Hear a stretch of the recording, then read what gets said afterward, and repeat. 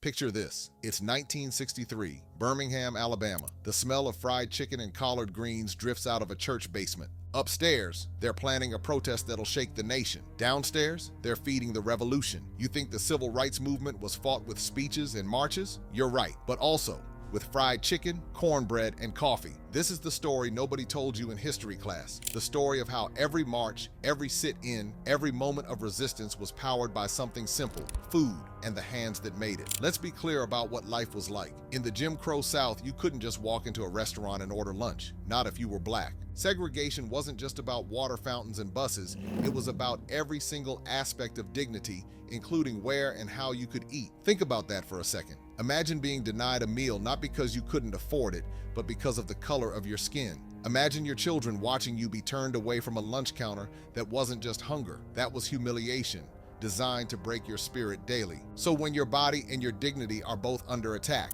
even a home-cooked meal becomes an act of defiance. You couldn't grab lunch at a diner, so people created their own safe spaces. And the menu, it came with freedom. Church basements, kitchen tables, front porches, these became the headquarters of resistance. And the women who cooked there, they were the unsung generals of a revolution served one plate at a time. These weren't fancy places. No white tablecloths or crystal glasses, just sturdy tables, mismatched chairs, and food made with intention. Every meal said what laws wouldn't allow. You are worthy, you are loved, you belong. Her name was Georgia Gilmore, and she understood something powerful. Every pie she sold was a protest sign in disguise. Montgomery, Alabama, 1955. The bus boycott had just begun. Black people refused to ride segregated buses, but walking miles to work every day, that required gas money for carpools, bail money for arrests, supplies for protesters. The movement needed funding, but how do you raise money when most of your community lives paycheck to paycheck, when banks won't loan to you, when the system is designed to keep you broke? So Georgia Gilmore and a group of women formed a secret society. They called it the Club from Nowhere, and here's how it worked. They cooked pies, cakes, sandwiches, fried chicken. They sold them to neighbors, co-workers, church members, and every single dollar went directly to the movement. These women would cook after working full shifts as maids, cooks, and cleaners in white households. They'd come home exhausted and fire up their own stoves because the movement couldn't wait for rest. When police came asking questions, the club had no name, no official members, no records, just kitchens that never went cold and stoves that never stopped working. Georgia Gilmore alone raised thousands of dollars. Thousands. One sweet potato pie,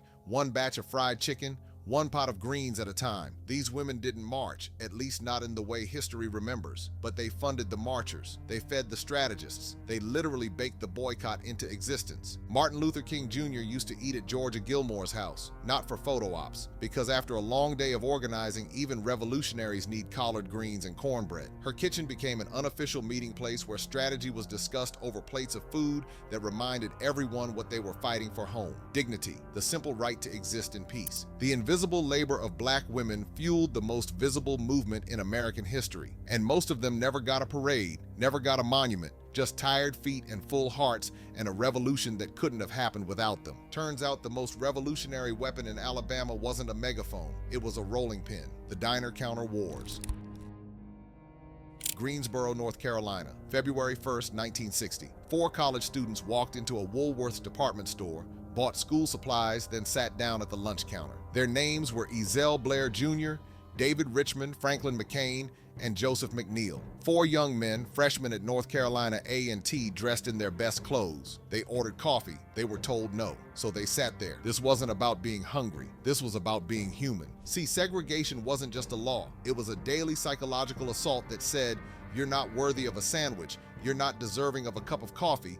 You don't belong in public space. White America saw lunch. Black America saw liberation. Here's what's wild. These same stores would happily take black people's money for merchandise. You could buy a shirt, a notebook, toothpaste, but sit at the lunch counter? Absolutely not. The message was clear. Your money is good enough, but you aren't. Within days, the sit-in spread. Greensboro to Nashville to Atlanta to dozens of cities, thousands of young people dressed in their Sunday best, sitting quietly at counters ordering food they knew they'd never be served. They were trained in nonviolence. They knew what was coming, and it came. They were spit on, had food dumped on their heads, cigarettes put out on their backs, beaten, arrested, and they kept sitting. Day after day, they kept sitting, because eating in public ordering a meal, being served with dignity. That wasn't just about food, that was about citizenship, about humanity. In Nashville, Diane Nash led hundreds of students in coordinated sit-ins. When one group was arrested, another would take their place. The lunch counter stayed occupied. The movement stayed visible. They weren't fighting over a menu.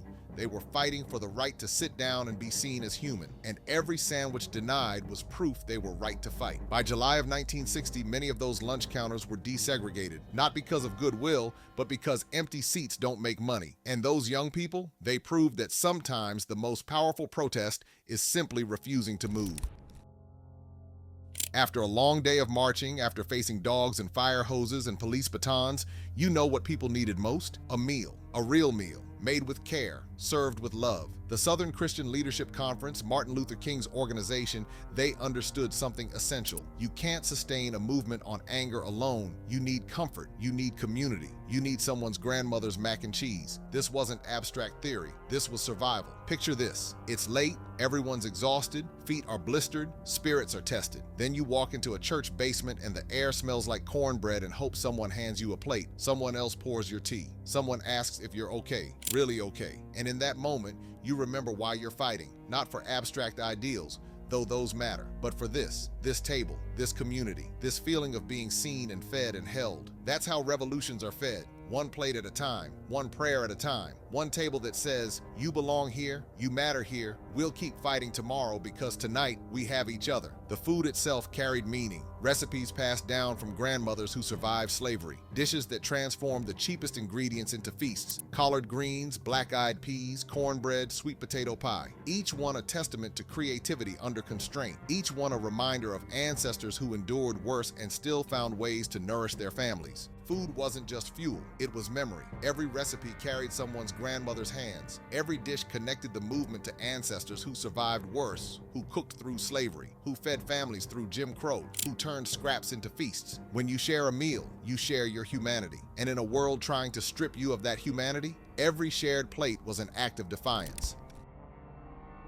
Together people from different backgrounds. The college student sat next to the domestic worker, the teacher ate alongside the sharecropper. Class distinctions that might have divided the community dissolved over shared food. Everyone was equal at the table. If this history is hitting different than what you learned in school, go ahead and hit that subscribe button. We're uncovering these untold stories every week, and we'd love to have you at the table. So what happened to those kitchens, those recipes, that legacy? Walk into any soul food restaurant in America and you're tasting history, not metaphorically, literally. Many of these establishments trace their roots directly back to civil rights era kitchens. The same recipes Georgia Gilmore sold to fund the boycott, they're on menus today. The same collard greens that fed marchers in Selma, still simmering in pots across the country.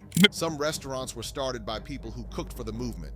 Others inherited recipes from family members who did. The dishes remain the same, but now they come with stories. Stories that get passed down with the recipes. When textbooks erased the stories, recipes remembered. When monuments ignored the cooks, kitchens kept the truth alive. Think about that power. While history books debated what to include, while politicians argued about what students should learn, grandmothers were teaching their grandchildren how to make the same greens that fed freedom fighters. The truth survived in seasoning and technique. Today, Black chefs are reclaiming this history. Mashama Bailey, Bryant Terry, Carla Hall, they're not just cooking, they're teaching. They're saying, this food is political, this food is powerful, this food is ours. They're writing cookbooks that tell the full story, opening restaurants that honor the tradition, teaching cooking classes that explain how each dish connects to resistance and survival. Food sovereignty, that's what they call it now. The right to control your own food sources, to preserve your own culinary traditions, to use food as a tool for community building and resistance. It means community gardens in food deserts, cooking classes teaching traditional techniques, Black-owned farms reclaiming land, restaurants that employ and empower local communities. The same principles that drove Georgia Gilmore's kitchen,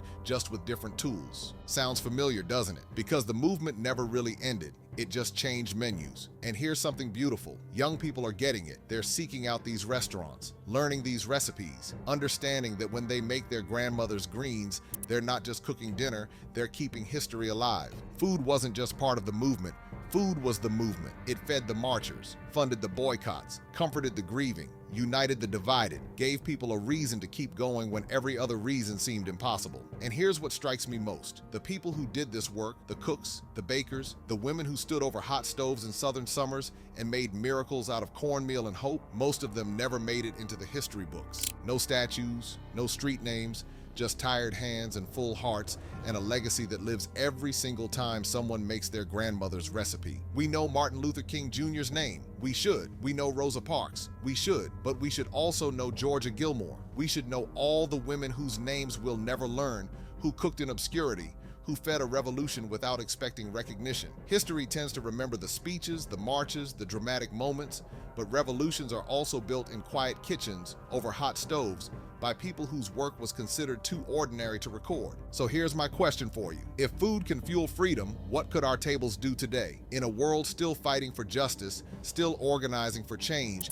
still trying to build beloved community, maybe the most revolutionary thing you can do is gather people, share a meal, and remember that resistance can taste like fried chicken, sweet tea, and faith. What if we treated every meal as an opportunity, every table as a potential meeting place, every recipe as a way to pass down not just flavor, but values? They say you are what you eat. Maybe that's why freedom tasted like home. Maybe that's why the most powerful moments of the movement happened not at podiums, but at tables, where people broke bread together, where differences dissolved, where the vision of beloved community wasn't theoretical, it was lived, right there, over collard greens and cornbread. Which story hit you the hardest? Georgia Gilmore and her secret baking society, those 4 young men sitting at that lunch counter, the church basement meals that kept people going? Drop it in the comments. We read every single one. And if you're loving these untold stories, hit that subscribe button. We've got plenty more history on the menu. Stories that deserve to be told, voices that deserve to be heard, heroes who deserve to be remembered. Until next time, remember, the table is always set for revolution. The question is, will you take a seat?